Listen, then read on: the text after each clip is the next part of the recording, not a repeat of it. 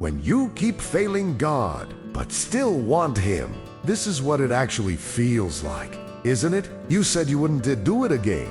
You meant it. You prayed about it. You tried to be different this time. And now you're right back here staring at the same failure, feeling that same weight, wondering what's wrong with you.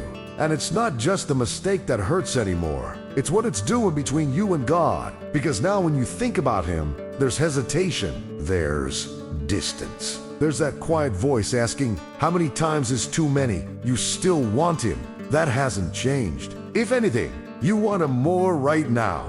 But at the same time, you feel like pulling away, like maybe you shouldn't come close again until you fix yourself first. And that's the tension you can't escape. How can you keep failing Him and still be the one who longs for Him the most? So what if the real reason you feel far from God isn't your failure at all? You're tired, not just physically, but deep in your mind. There's a quiet exhaustion that doesn't go away with rest. It follows you into your thoughts, into your prayers, into those silent moments when you realize you've been here before. You told yourself it would be different this time. You promised you've tried to be stronger, more disciplined, more faithful. And yet, somehow, you find yourself standing in the same place again, facing the same struggle, repeating the same pattern you swore you had left behind.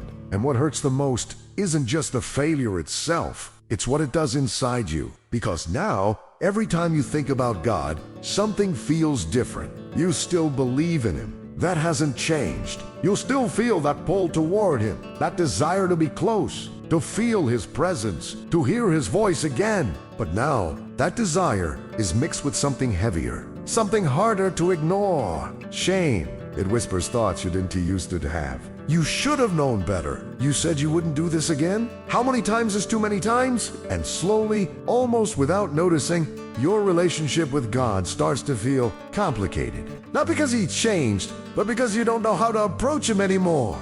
You hesitate.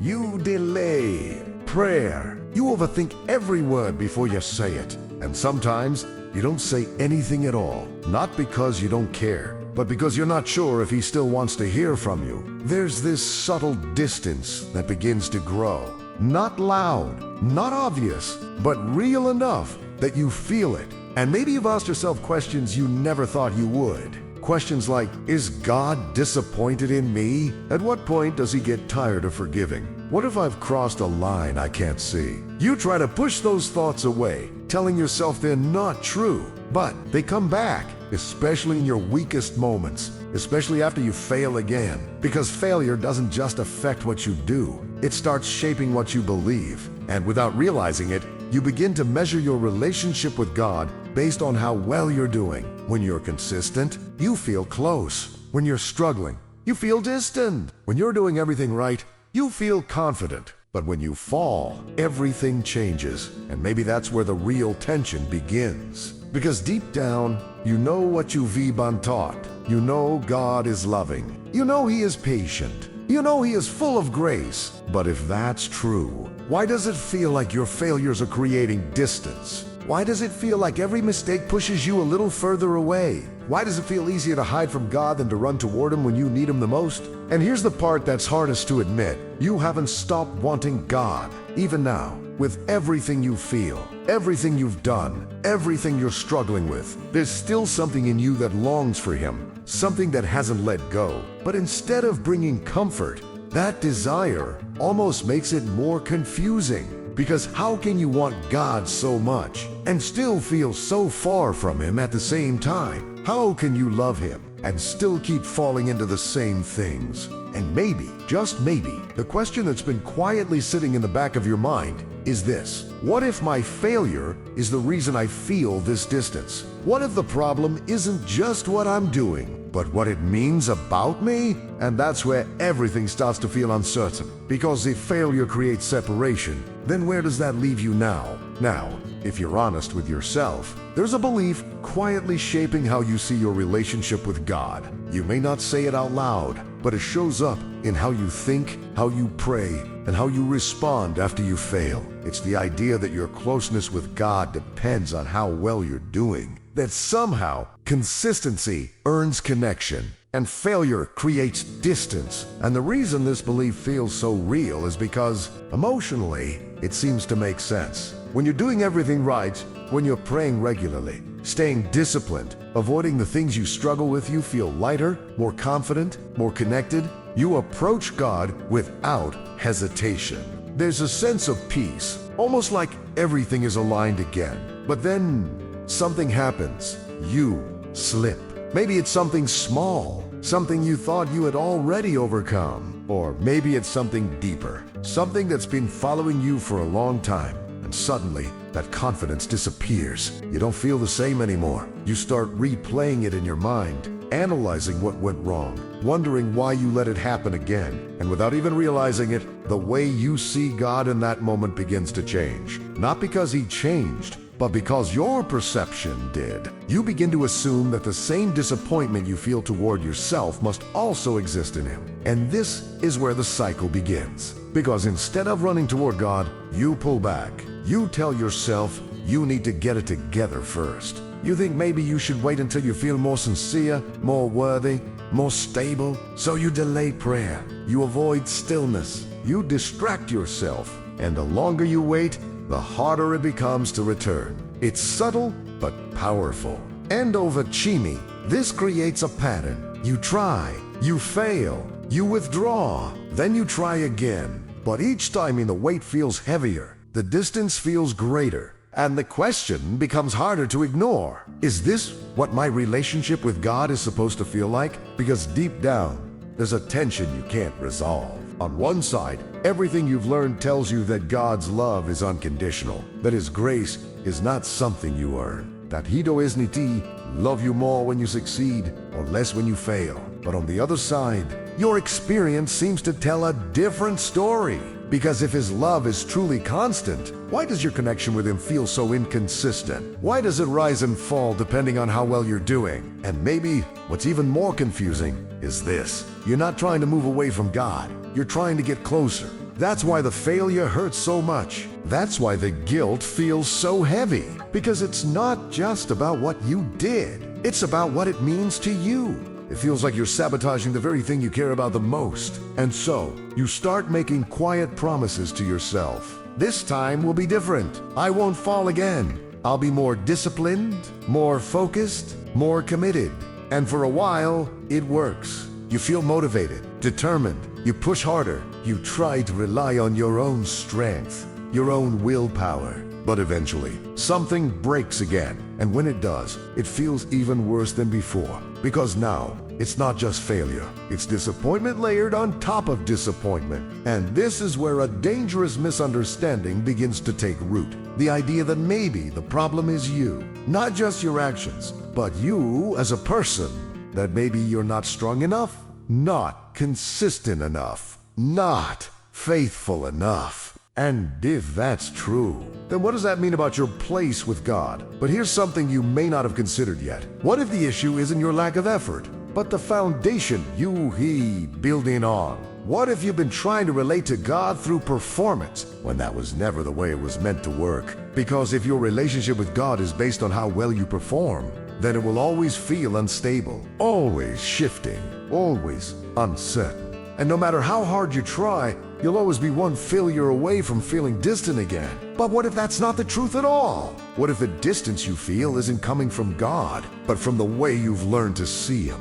And if that's the case, then the real question isn't just why you keep failing. The deeper question is this: what does God actually expect from you? You've been carrying this idea maybe without realizing if that your failures somehow change the way God sees you. That each time you fall, something shifts, something weakens, something creates distance. But what if that assumption has been quietly shaping your entire experience in a way that isn't actually true? What if the tension you feel isn't coming from God stepping away, but from a misunderstanding of how He has always responded to human weakness? Because if you look at the bigger picture of Scripture, Evan, from the very beginning, you start to notice something that challenges everything you've been feeling. Humanity didn't start with strength. It didn't begin with consistency or perfection. It began with failure. From the earliest moments, people struggled. They chose wrong. They hid. They felt shame. And yet, God's response was never what you might expect. When humanity first failed, the instinct was to hide, to cover up, to step back. And maybe that's exactly what you've been doing too. Not always physically, but internally. Pulling away in subtle ways. Avoiding closeness when you feel exposed. But what did God do in that moment? He didn't disappear. He didn't walk away. He moved toward them. He called out, "She." Not with rejection, but with pursuit. And that pattern doesn't stop there. It continues again and again. People fail. They fall short. They make choices they regret. And still, God remains patient, present, engaged, not surprised, not caught off guard, not reacting as if something unexpected happened, which raises a question that might feel uncomfortable at first. If God already knew human weakness from the beginning, why would your struggle now be any different? Why would your failure be the thing that finally changes his posture toward you? And yet, even knowing this, there's still that internal resistance, because what you feel seems so real.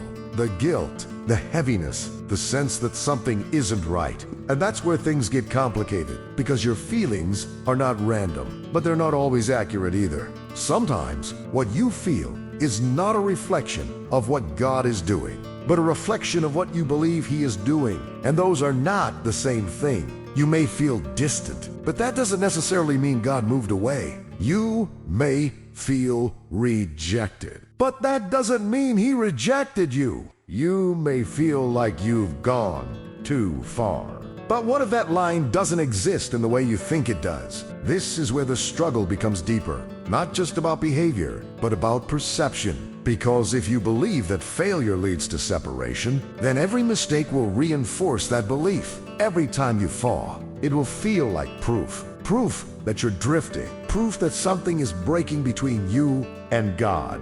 But what if the opposite is actually true? What if failure doesn't push God away, but instead reveals something about how close He already is? Think about this for a moment. If your desire for God is still there even after everything, where does that come from? Why hasn't it disappeared? Why hasn't your heart just grown cold or indifferent? Because if distance from God was truly the result of failure, wouldn't your desire for Him fade over time? And yet, here you are, still wanting Him, still thinking about Him, still feeling that pull, even when you don't feel worthy of it. That alone should make you pause, because maybe your failure isn't evidence of separation. Maybe your continued desire is evidence of something else, something deeper, something still active, something that hasn't let you go. And if that's true, then maybe the story you've been telling yourself needs to change. Maybe God's response to your weakness isn't what you assumed. Maybe He isn't standing at a distance,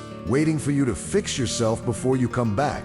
Maybe He's been present the entire time, even in the moments you felt the furthest away. But if that's true, then another question begins to rise, one that shifts the focus completely. If God hasn't moved away, then why does it feel like He has? There's something uncomfortable about realizing that the problem might not be what you thought it was. Because for so long, it felt simple. You fail, and that failure creates distance. You fall short, and somehow that affects your connection with God. But now, that assumption is starting to feel less certain. Because if God hasn't actually moved away, then something else must be happening inside you. And this is where a deeper truth begins to surface, one that doesn't immediately feel comforting, but is necessary if you want real clarity. Your failure is not just exposing weakness, it's exposing dependence. And that's not something most people naturally embrace, because deep down, there's a part of you that wants to be strong on your own, to overcome things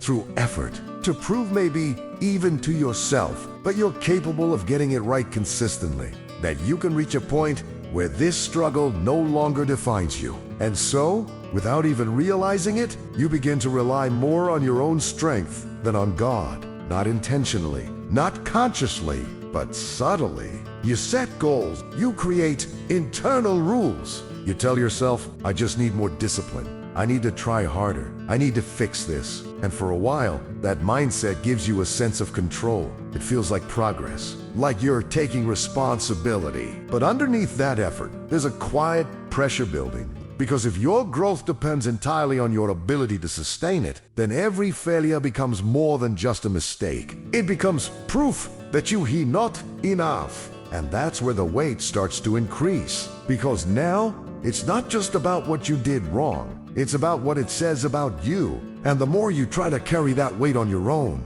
the heavier it becomes. Until eventually, something inside you starts to break. Not always in a dramatic way.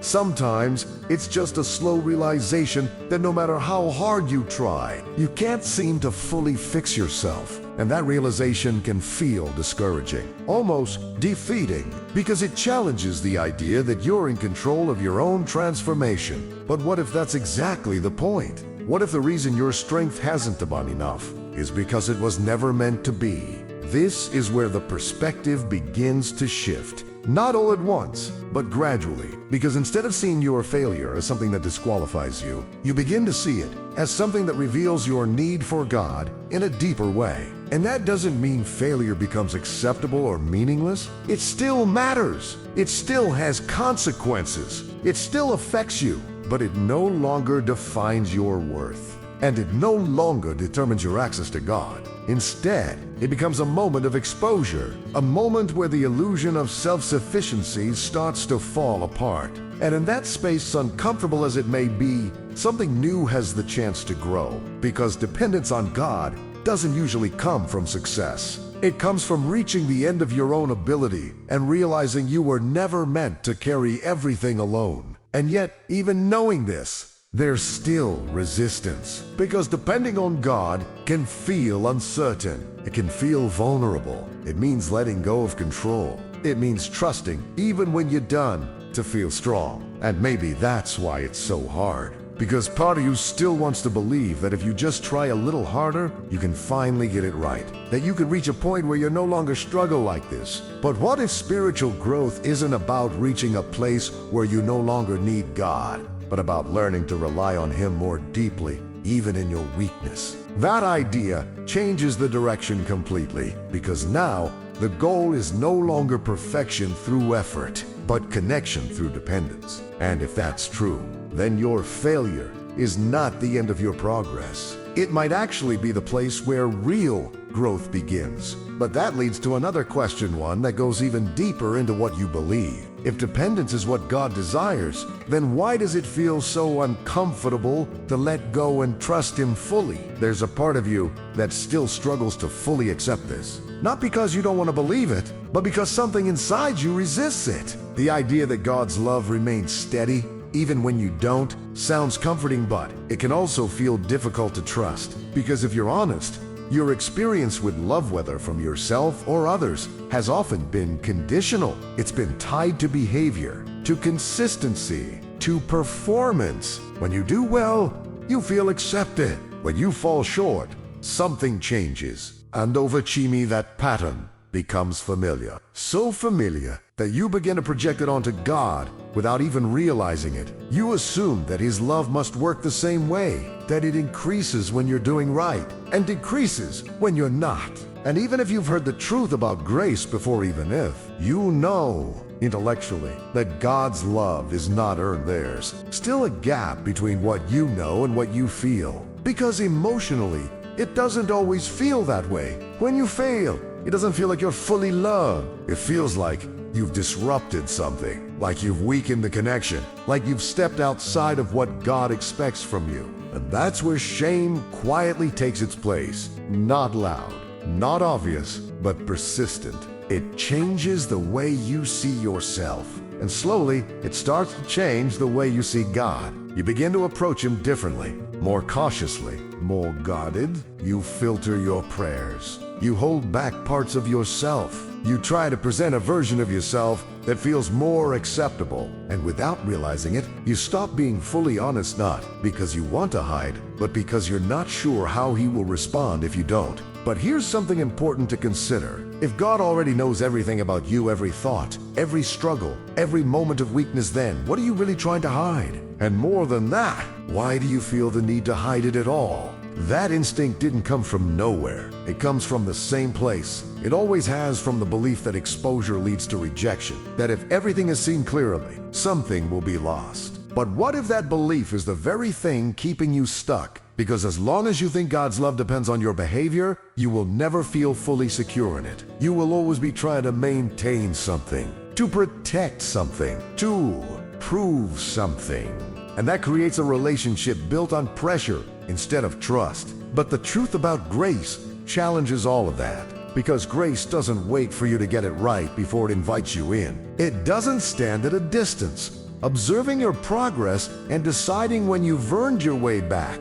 Grace moves toward you, especially in the moments you feel least deserving of it. And that's not easy to accept because it removes control. It removes the idea that you can earn your way into closeness with God. And instead, it asks you to trust something deeper, something that isn't based on your performance at all. It asks you to believe that God's love is constant, even when your behavior isn't. That His presence is not something you step in and out of based on your success or failure. That Hido Isniti, withdraw every time you fall, even if that's what it feels like. And maybe that's the hardest part, separating what you feel from what is actually true. Because your emotions are powerful. They respond quickly. They react to failure with guilt, with disappointment, with a sense of distance. But they don't always tell the full story. Sometimes they reflect your internal expectations more than God's actual character. And if you're not careful, you can begin to trust those feelings more than the truth. You can begin to build your understanding of God based on your lowest moments, instead of on who He has consistently shown Himself to be. But what if you started responding differently? Not by ignoring your failure, but by changing what you do next. What if, instead of pulling away, Yulindine? What if, instead of waiting until you feel worthy, you approached God as you are? Not with polished words, not with perfect intentions, but with honesty, with openness, with the parts of you that still feel broken. Because if grace is real, then it must be accessible in those moments too. Not just when you're strong, but when you're struggling. And that changes the dynamic completely. Because now, your failure is no longer the reason you avoid God. It becomes the reason you go to Him. Not to justify it, not to excuse it, but to bring it into a place where transformation can actually begin. Still, even with this understanding, something remains unresolved. Because knowing that God's love is unconditional is one thing, but learning how to live in that truth every day is something else entirely. And that leads to a deeper question. If grace is always available, why does change still feel so slow? There's a quiet frustration that begins to grow when you start to realize something. Even after understanding grace, even after trying to rely more on God, the struggle doesn't just disappear. You still have moments where you fall. You still catch yourself thinking the same thoughts, making the same mistakes, returning to the same patterns. And that can feel confusing. Because part of you expects that once you get it, once you truly understand God's grace, once you begin to trust Him, more things should change faster. That the struggle should weaken more quickly. That you should feel stronger, more consistent, more stable. But instead, the process feels slow. Sometimes painfully slow. And that's where another misunderstanding begins to surface. The belief that real spiritual growth should be immediate. That transformation should happen all at once. That if you're still struggling, it must mean something isn't working. Or worse, that something is wrong with you. But what if growth was never meant to be instant? What if the expectation of immediate change is actually part of what's discouraging you? Because when you expect perfection quickly, every delay feels like failure. Every setback feels like proof that you're not progressing. And instead of recognizing growth, you focus only on what hasn't changed yet. But spiritual growth doesn't usually work that way. It's not a straight line. It doesn't move in perfect consistency. It's a process, one that happens over time, often in ways you don't immediately notice. And sometimes, the very fact that you're aware of your struggle, that you feel it more deeply now than before, is actually a sign of growth, not failure. Because there was a time when certain things didn't even bother you, when you weren't as sensitive to what was happening inside you. But now, you notice it, you wrestle with it, you care about it, and that shift matters more than you think. It means something inside you is changing, even if your behavior hasn't fully caught up yet. And that's where patience becomes essential, not passive patience. but intentional patience. The kind that allows room for growth without constantly condemning yourself for not being further along. Because if every step forward is followed by self-judgment, you end up slowing down the very process you're trying to accelerate.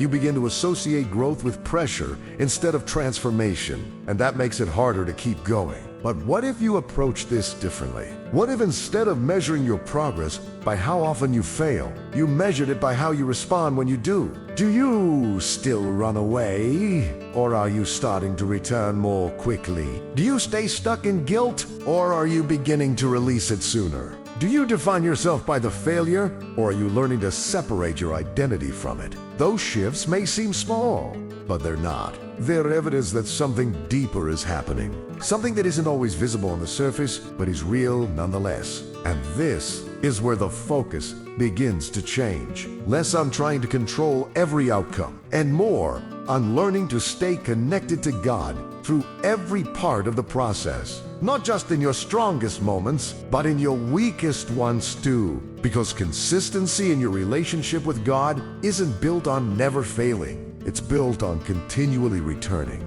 again and again, without letting failure redefine the relationship.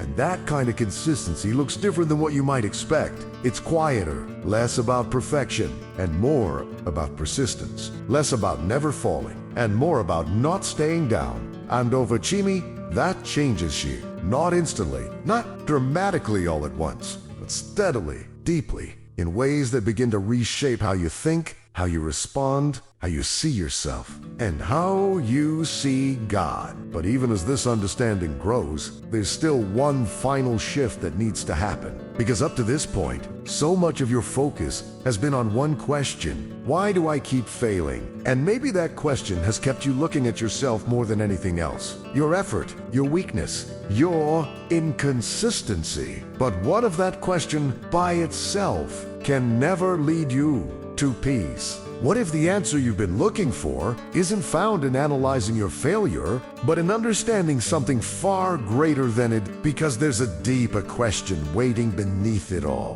One that has the power to change everything, not by explaining your weakness, but by revealing something about God that you may not fully see yet. And that question is this: why does God continue to love you, even knowing every part of you that still needs to change? Everything begins to shift when you stop centering your attention on your failure and start looking at something greater than it. For so long, the question has been, why do I keep failing? And while that question feels important, it has a limitation.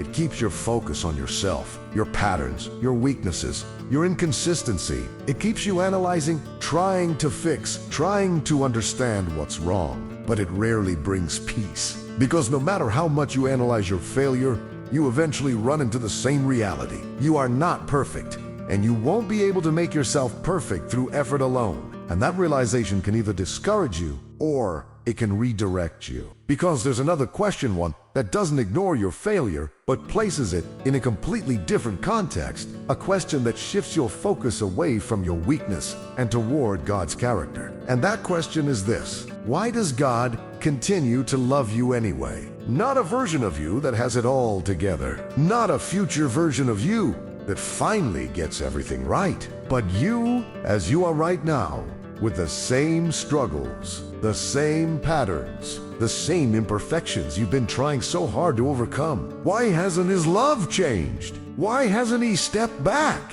Why hasn't He withdrawn His presence? Because if your failure was enough to separate you from God, it would have already happened. Not just now, but from the very beginning.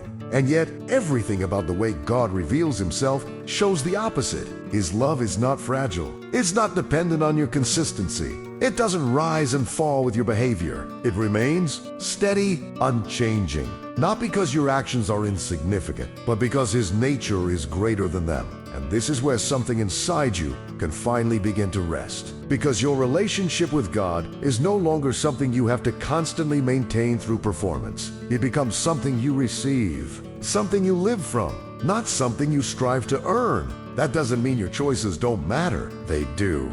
Growth still matters. Transformation still matters. But they are no longer driven by fear of losing God. They are shaped by the security of knowing you already belong to Him. And that changes the way you respond to failure. Instead of hiding, you return. Instead of drowning in guilt, you bring it into the light. Instead of questioning whether God still wants you, you begin to trust that He never stopped. And slowly, something begins to settle in your heart. Not perfection, but peace. A quiet confidence that even in your process, even in your struggle, you are not alone. That God is not waiting for you to become better before He stays close. He is already present, guiding, correcting, strengthening, and restoring. And over Jimmy, that truth reshapes you. Not through pressure, but through relationship. Not through fear, but through trust. You begin to notice that your desire for God was never something you created on your own. It was always a response to Him reaching for you first, even in your lowest moments, even in your failures, even when you felt the furthest away. And that means something powerful. It means He hasn't let go of you, and He won't. So now, the question that once brought confusion begins to lose its weight, because instead of asking, "Do my failures push God away?" you begin to see the truth more clearly. Nothing has the power to separate you from the love that continues to call you back. And maybe that's where you are right now. Not at the end of your journey, but at a new understanding. One that doesn't remove the struggle completely, but changes how you walk through it with more honesty, more patience, more trust. And as you move forward, you don't have to carry the same weight you were carrying before. You don't have to hide. You don't have to prove yourself. You don't have to wait until you feel worthy. You can come as you are, again and again, knowing that God's grace meets you there every time. If this message spoke to something real inside you, take a moment to reflect on it. And if you feel led, you could like this video, share it with someone who might need it, and subscribe to continue growing in faith. Because this journey isn't about becoming perfect. It's about learning to walk with God, even when you're not. And maybe the most important thing to remember is this: the fact that you still desire God is not a sign that you're failing Him. It's a sign that He's still drawing you closer,